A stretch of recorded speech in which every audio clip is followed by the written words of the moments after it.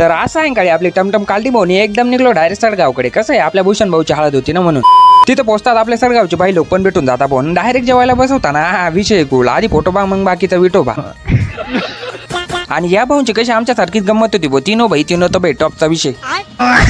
मस्त जेवण वगैरे करून घेतलं भाऊ. म्हणतात चला आता थंड वगैरे घेऊन घेऊ थोडं. मग पोहोचलो भाऊ या फळांच्या दुकानावर. आणि भाऊचा कसा वन मॅन शो होता. तेवढ्या एरियामध्ये ना ते एकच दुकान दिसत होतं भाऊ मला. कारण बाकीच्या ठिकाणी मी फिरलो नव्हतो. आणि हा पलांत पुरा मन्यासुरेचा फॅन होता. पुरे जबरदस्त डायलॉग मारत होता. मग आपला सडगावचा धनराज भाऊ बाकीचे मित्रमंडळ पण भेटून जाता भाऊ. म्हणतात चला आता नवरदेव काय करतोय ते तर बघून येऊ. पण आपला भूषण भाऊ तर त्याच्या तंत्रीमध्ये बिझी होता.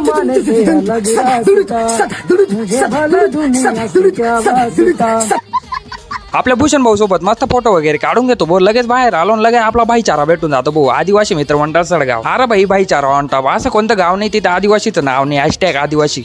आणि आपण सगळे कसं आहे भाऊ गावठी खेड्यातले गावठी माणसं फुल राडा. आणि याच्यात पण काही रील क्रिएटर आणि कॉन्टेंट क्रिएटर होते बरं ना. हा पण पुरा शायरी क्रिएटर होता. मी म्हणतो काहीतरी शैली बोल रे.